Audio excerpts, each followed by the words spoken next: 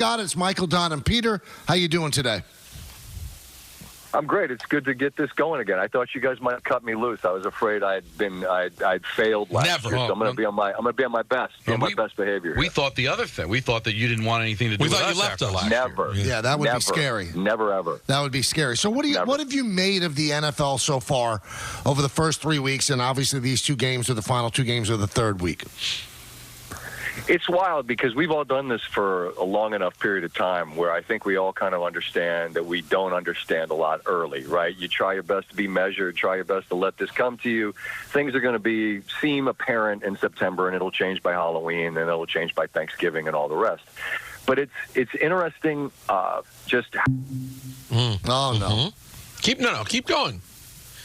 But he makes a great point. Things do change, Michael. Yes, they do. And by the way, and think about it, I was just talking about this before the show started with Don. I mean, you look around this weekend, Michael, you could get your hopes up. Oh, Tampa Bay is one thing. You look up, were they exactly what you thought they were when they sliced through a terrible Washington defense? Maybe you didn't know who either team was, so you end up thinking one thing, Michael, and it really, truly takes... close to Halloween before it seems like we know who these teams are. Oh, I would agree. I don't even think the teams know who they are. I think they're declaring themselves as well.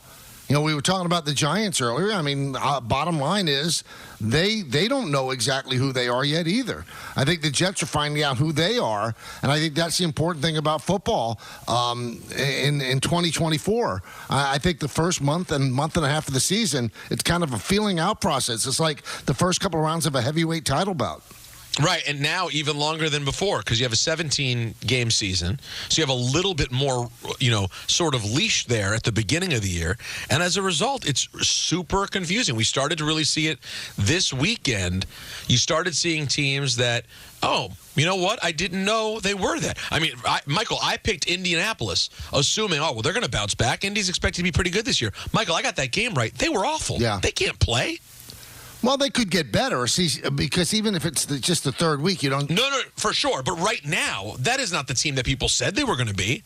And I'm not saying they were going to be special. And also, speaking of which, Michael, I very early assessment got some concerns on Caleb Williams. Oh, but SVP is back. Oh, beautiful. So, Scott, you were in the middle of telling us the perils of the third week.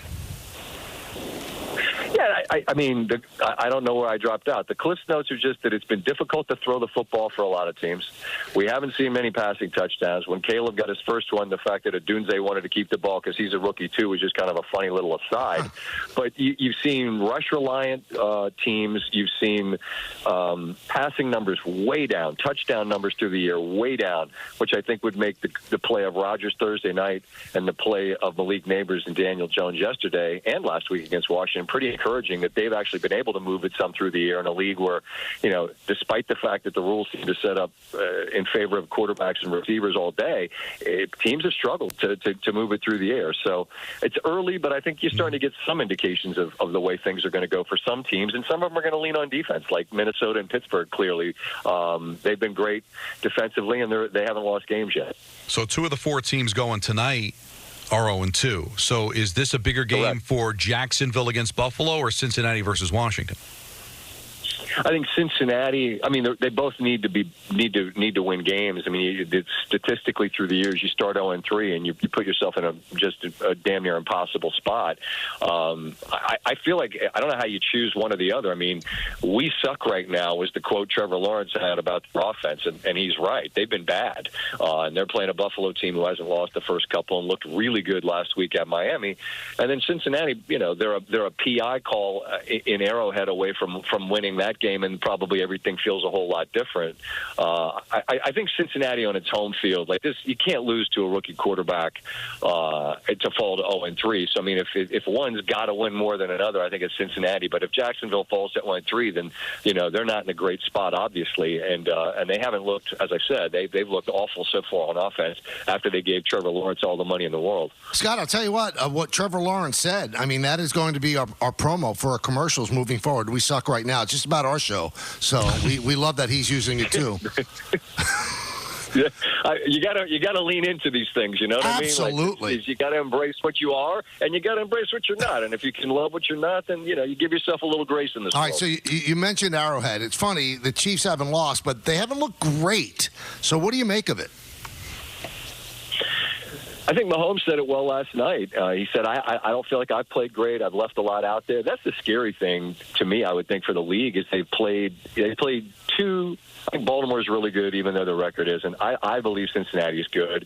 I think Atlanta's probably pretty decent as well. They've beaten three good to at least better than average teams, and they haven't been great yet. That's pretty terrifying, because they presumably will get better. The thing I would say at the same time is they were not very good last year. I mean, when they lost at home to the Raiders on Christmas Day, they'd lost like 3 of 4, and they looked awful. And then they won the Super Bowl. I think Mahomes is like the great eraser. It doesn't matter what they are. He's gonna clean up any issues they might have. Spagnuolo's defense is a strength too.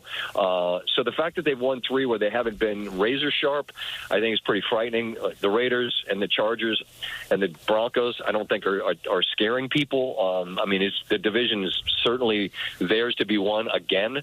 And when they get better, I mean, when you're 3-0 and you haven't played great, that's as good a start as you can possibly have. And I think it's a lazy narrative that Kelce's having an off start to his year because of who he's dating and all the commercials and all that. I think it's the fact he's going to be 35. What do you think?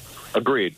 I think that's well said, and I think there's some guys hit a cliff and you just fall off and it happens in the blink of an eye, and then for others there's a gradual sort of descent. I mean, look at Gronk. Gronk played through a ton of injuries and still played at a remarkably high level, and then once he and Brady had that sort of reconnection again, which made all the sense in the world in Tampa. But I think it's a simple byproduct that over time you're going to see your skills in a game where you got to be physically, on top of everything, diminish. And so it's a bit of that. I think it's also, that teams key on him through the years. Maybe that's why Rice is having the kind of great start, Rashee Rice, that he's having, because everybody's going to try to stop 87, because that's who you had to stop for a lot of different years. So I don't know. I think it's inevitable that you're going to regress and decline a bit over time, and I'd say it's that more than it's kind of a convenient thing to cling on to, like the fact that he and his brother have this massively popular podcast and who he dates. Also, I think we have to now at this point, Scott, appreciate. They have made it. The Chiefs have made it to Golden State Warrior level team of that you don't even know how good they are till maybe after Thanksgiving, because they're going to do enough to win the games they should to be in contention to win the division and make the playoffs. But they could turn it on, and that can qualify for Kelce too, where all of a sudden Kelce looks like Kelce when we get to December. That's fair, and the point that I was making earlier, Peter, about them last year, they found that gear when it mattered, and I was as loud as anyone in saying, I'm not telling you that Mahomes cannot go on the road and win in the playoffs. I just want to see him have to do it. I tire of the Arrowhead Invitational in the playoffs. I want him to have to go and have it be difficult. And then, in succession, he went to Buffalo, Baltimore, and faced San Francisco, the 3 best. And then, by the way, Miami, whose offense was tremendous when they were healthy, those were the 4 teams last year that seemed like the biggest hurdles in their way, and then they cleared all of them. So I sat down and said, well, there you go. So I just think they do have that gear that makes them on a level of their own. They've demonstrated that.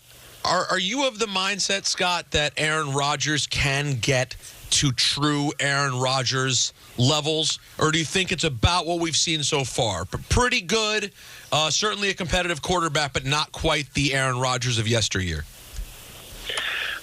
Well, I don't know how you're framing who he was on Thursday, but if you get that version of him, however you want to frame it, I mean, if he's not MVP Rodgers, so what? He's also not last year's Zach Wilson and the quarterback that Jet fans saw.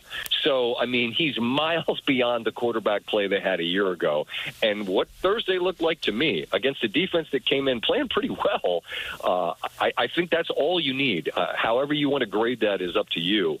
But that version of Rodgers, I believe, makes them certainly a threat. And given that defense, that's the kind of team that all you want is the tournament, as Coach Parcells used to talk about it, right? And a team like that with quarterback play like that from Rodgers is a team that would feel like an absolute threat. Scott, I know you have a lot of work to do. Monday Night Countdown starts at 5 p.m. Jacksonville, Buffalo, 7:30 on ESPN. Washington, Cincinnati, 8:15 on ABC and ESPN Plus. We always love talking to you. You know that. Thank you so much for joining us on a busy day. My pleasure as always. I'm here anytime you want me, boys. Thank you. Thanks, buddy. That's the Scott Van Pelt.